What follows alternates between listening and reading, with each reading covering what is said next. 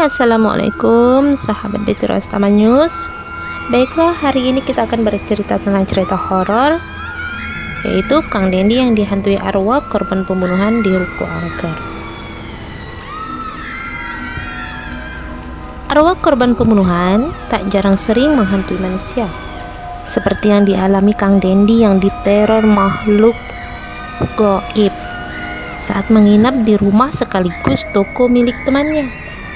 Kala itu, arwah yang menghantuinya ialah seorang ibu pemilik warteg yang jadi korban pembunuhan di ruko tersebut.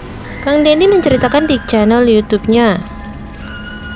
Pada awal kisahnya, ia menceritakan bahwa ia diajak menginap oleh temannya yang bernama Pohan. Pohan ini adalah pemilik toko yang menjual alat mandi yang memiliki satu pegawai. Pada suatu hari, pegawai Pohan ini pulang kampung.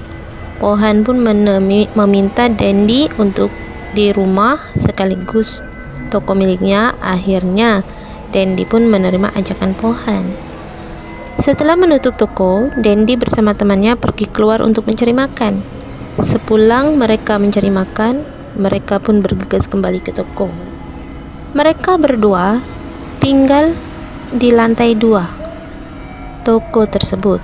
Kondisi lantai 2 toko tersebut terdapat 2 kamar, di mana salah satu kamarnya dengan kondisi terkunci dan tidak pernah dibuka.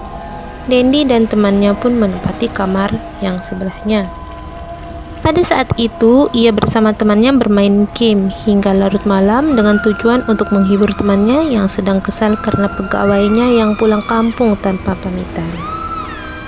Setelah asik bermain game, Dendi pun memutuskan untuk beristirahat karena waktu pun sudah menunjukkan pukul 23 waktu Indonesia Barat. Namun sebelum itu, Dendi pun turun ke bawah untuk mandi terlebih dahulu. Setelah ia selesai mandi, ia pun kembali ke atas dan kini giliran temannya yang mandi. Sembari menunggu Pohan mandi, ia melanjutkan bermain game dengan posisi badannya membelakangi tangga. Ketika ia hendak mengambil minum dan membalikkan badannya ke belakang, ia pun terkejut karena melihat Pohan masih terdiam dan duduk di tangga dengan kondisi kepala menunduk. Padahal sebelumnya ia melihat dengan mata kepalanya sendiri bahwa temannya sudah turun ke bawah. Mungkin dia balik lagi, pikir Dendi. Dengan refleks ia pun menepuk pundak temannya sambil berkata, "Hei bang, lu belum mandi juga?" Namun ia tidak menjawab respon apapun dari temannya. Ia pun kembali bermain game dan menghiraukan temannya karena ia pikir temannya ini sedang bermain handphone. Ia pun mendengar suara ketika ada orang yang sedang mandi di bawah, sedangkan posisi temannya masih berada di tangga dan tidak beranjak sedikit pun. Tak lama dari itu, temannya pun kembali ke atas sambil mengusap-usap rambutnya menggunakan handuk.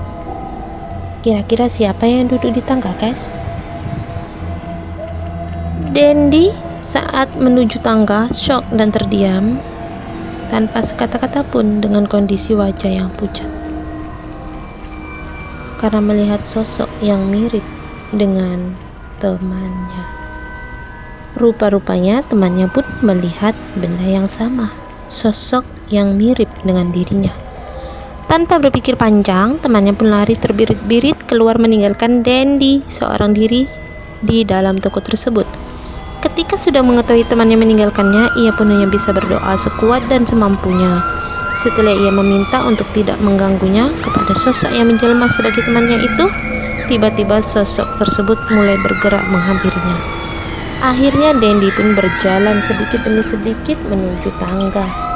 Karena rasa penasarannya yang tinggi, Dendi pun menolehkan pandangannya ke belakang untuk memastikan sosok penampakan tersebut. Tiba-tiba saja sosok tersebut berubah menjadi seorang ibu-ibu yang berambut panjang dan menggunakan baju berwarna pink yang berlumuran darah. "Ya Allah, apalagi ini? Kok sial sekali malam ini?" ujar Dendi. Sosok penampakan wanita tersebut berjalan melayang menghampirinya. Sontak hal tersebut membuatnya terdiam kaku. Ia pun terus kembali membaca doa yang ia bisa. Pada saat ia hendak lari menuju tangga, tiba-tiba pintu kamar yang terkunci itu terbuka dengan sendirinya. Dendi pun melihat sosok penampakan wanita yang sama dari kamar tersebut dengan posisi telentang dan rambut yang terurai. Tanpa disadari, dan ia pun menginjak rambut tersebut hingga terjatuh di tangga dengan kondisi kepala terbentur. Akhirnya Dendi pun segera keluar dari toko tersebut dengan kondisi tubuh yang dipenuhi luka memar. Jangan lupa subscribe ya guys.